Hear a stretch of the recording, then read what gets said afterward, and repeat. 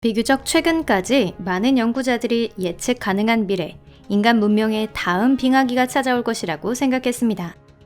하지만 인류가 안고 있는 문제가 그 정반대라는 것을 1980년대에는 이미 모두가 알았습니다. 그 문제는 바로 지구온난화입니다. 여러분 안녕하세요. 그런데 과연 모든 일이 그렇게 단순하기만 할까요? 혹시 미래에 우리 행성을 기다리고 있는 건 지구 한랭화라고 생각해 볼 여지는 없는 걸까요? 여러분, 여기는 토픽입니다. 그렇다는 건 지금부터 모든 걸 알 수 있다는 뜻이죠. 바로 시작합니다.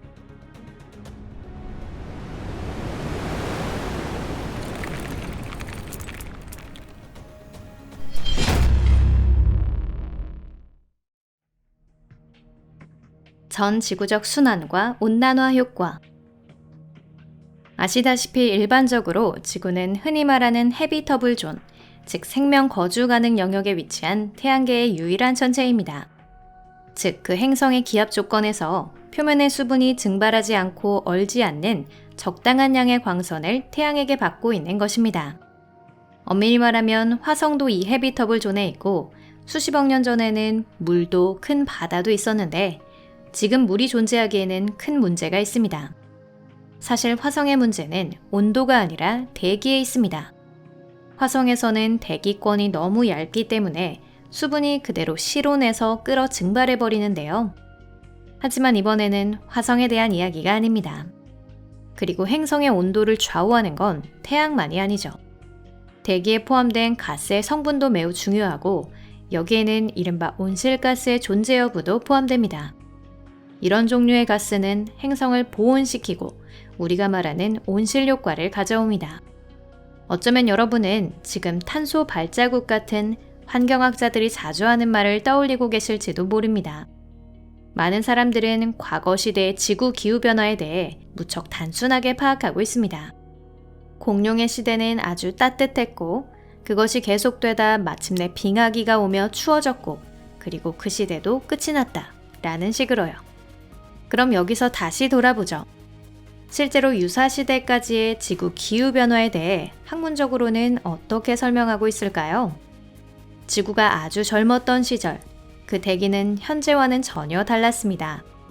대기 중 산소는 거의 포함되어 있지 않고 대신 대량의 이산화탄소, 메탄, 암모니아 등 행성 형성 도중에 생성된 가스가 있었습니다. 메탄도 이산화탄소와 마찬가지로 온실가스였지만 이산화탄소보다 훨씬 높은 온실 효과가 있습니다. 즉 젊었던 태양광선은 지금보다 약했는데 그 시대의 지구는 무척 따뜻했던 것이죠. 약 25억 년 전 산소 대폭발 사건이 일어났습니다. 광합성 박테리아의 활동으로 산소량이 크게 증가한 것인데요. 이로 인해 메탄을 포함한 대기 중 가스의 산화 반응이 일어났습니다. 그 결과 온실 효과가 약해졌고 지구는 처음으로 말 그대로 얼어붙었습니다. 휴로니안 빙하기의 도래입니다. 약 3억 년 동안 우리 행성은 적도에 이르기까지 끝없는 빙하로 뒤덮였습니다. 그 이후 시대의 지구는 해동됐지만 주기적인 기온 상승과 하강은 여전히 반복되었습니다. 매우 한랭해진 시기는 7억 2천만 년 전부터 6억 3,500만 년 전까지 크라이오제니아기에도 있었습니다. 한편 거대 곤충으로 유명한 석탄기나 공룡이 활약했던 백악기는 대체로 따뜻한 시기였습니다. 그 시절에는 극지방에서도 밀림이 우거져 있었습니다.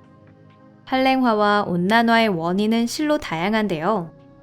사람 손이 가해지지 않은 자연 조건에서도 인간과는 무관하게 대량의 온실가스가 방출될 수 있습니다. 예를 들면 초거대 화산의 초화산이 그렇습니다.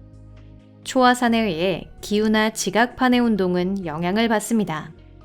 이로 인해 대륙의 형태가 바뀌고 그것은 해양에서 난류와 한류의 방향이 바뀌는 것을 의미합니다. 끝나지 않은 빙하기. 자, 아주 오래전의 지질시대를 알게 된 시점에서 현재의 지질시대로 이야기를 옮겨오겠습니다. 여러분도 우리 조상들이 겪은 빙하기에 대해 들어보셨을 겁니다. 그건 정말 혹독한 얼음의 시대였는데요.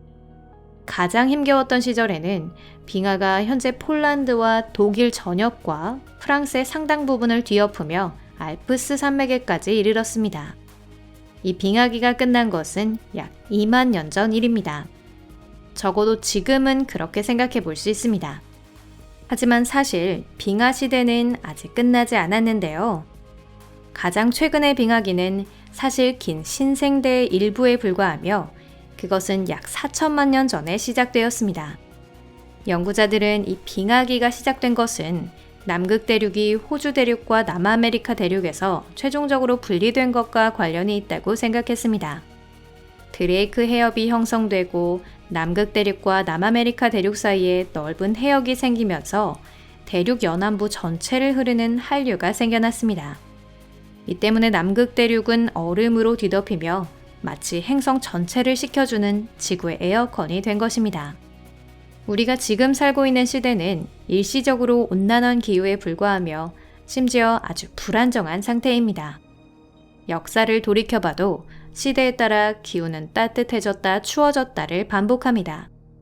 예를 들어 로마 제국이 현재의 영국을 침공하던 시절 그곳에는 포도밭이 있었습니다. 하지만 이제 안개로 가득 찬 그레이트 브리튼 섬은 포도 재배에는 적합하지 않습니다. 대체로 온난화인 경향에도 불구하고 우리 시대의 지구의 평균 기온은 충분히 낮은 15도 정도입니다. 비교해보세요. 백악기의 지구의 평균 기온은 약 27도나 되었습니다. 현재 지구의 지질 시대를 통틀어서 처음으로 인간이 기후에 영향을 미치고 있는데요. 지금 시대는 이미 온난화가 되려는 추세였지만 인류가 대기 중으로 온난화 가스를 방출하게 되면서 그것이 크게 확대되어 실제로 진행을 막을 수 없는 위협이 다가오고 있습니다. 그런데 되돌리는 것은 정말 불가능할까요? 이미 언급했듯이 몇몇 지질 시대의 지구는 지금보다 훨씬 온난화한 곳이었습니다. 이산화탄소 가스도 인류에 의한 배출량을 고려하여 현재와 비교해도 당시가 더 높은 수준이었죠. 하지만 그렇다고 지구상의 생명이 사라져버린 것은 아니고 한랭화와 온난화의 큰 주기 변동도 멈추지 않았습니다. 여기서 잠시 지구 온난화로 인해 대재앙이 발생했을 때 가장 심각한 상황을 상상해 볼까요? 연간 평균 기온이 상승하고 남극 빙상마저 녹아버려 남극 대륙이 수백만 년 만에 나타나 그 지표가 보일 정도였다고 하겠습니다. 이로 인해 세계 대양의 해수면이 크게 상승하고 연안부의 광대한 면적이 해수면 아래로 가라앉습니다. 그 지역에는 바로 인류 기술 문명의 주요 중심지가 있습니다. 미국과 중국, 일본, 한국의 연안부가 그에 해당하고 큰 피해를 입게 됩니다. 완전히 사라질 가능성도 있습니다. 하지만 지구와 지구상의 생명이 소멸되는 일은 없습니다.